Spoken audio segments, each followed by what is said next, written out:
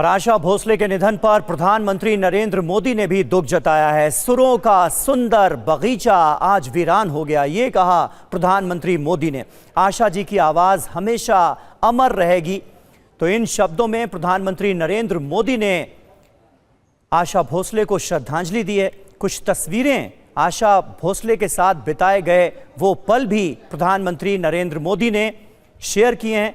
4 तस्वीरों के जरिए प्रधानमंत्री मोदी ने श्रद्धांजलि दी है और आशा ताई के साथ बिताए गए उन पलों को इन तस्वीरों के जरिए याद किया है।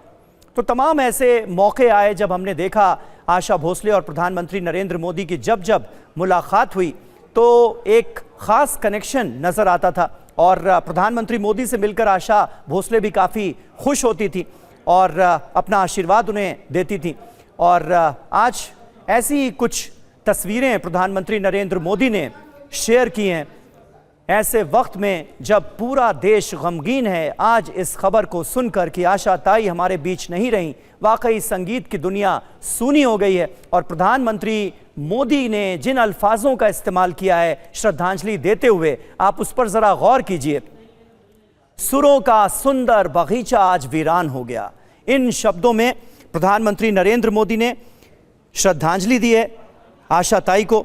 और देखिए लिखा क्या है, उन्होंने लिखा है कि deeply saddened by the passing of Asha Bhosle ji, one of the most iconic and versatile voices India has ever known.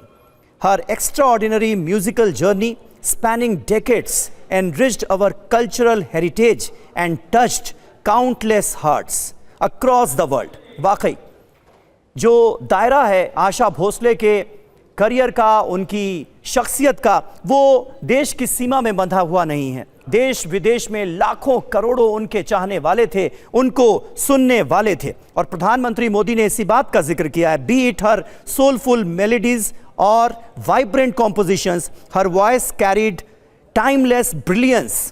I'll always cherish the interactions I have had with her. My condolences to her family, admirers and music lovers.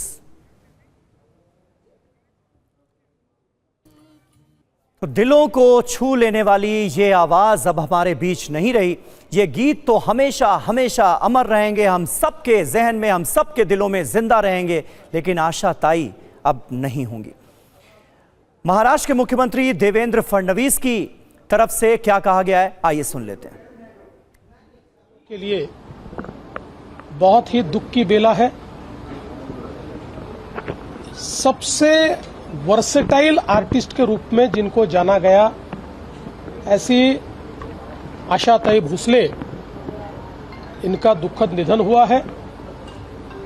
Bharat के इतिहास में उन्होंने जो संगीत की सेवा की है, मंगेशकर परिवार ने जो संगीत की सेवा की है, लता दीदी के रूप में पहला सितारा, पहला तारा लुप्त होते हमने देखा और आज संगीत का दूसरा तारा भी लुप्त हुआ है। ये हम सबको इसका बहुत दुख है। बाल्य अवस्था से संगीत की सेवा करते करते 92 साल की उम्र तक लगातार उन्होंने सेवा की। अपने 90वें जन्मदिन पर 3 घंटे कॉन्सर्ट करने वाली ये दुनिया की एकमेव गायिका है और आखिरी दम तक संगीत की सेवा उन्होंने की।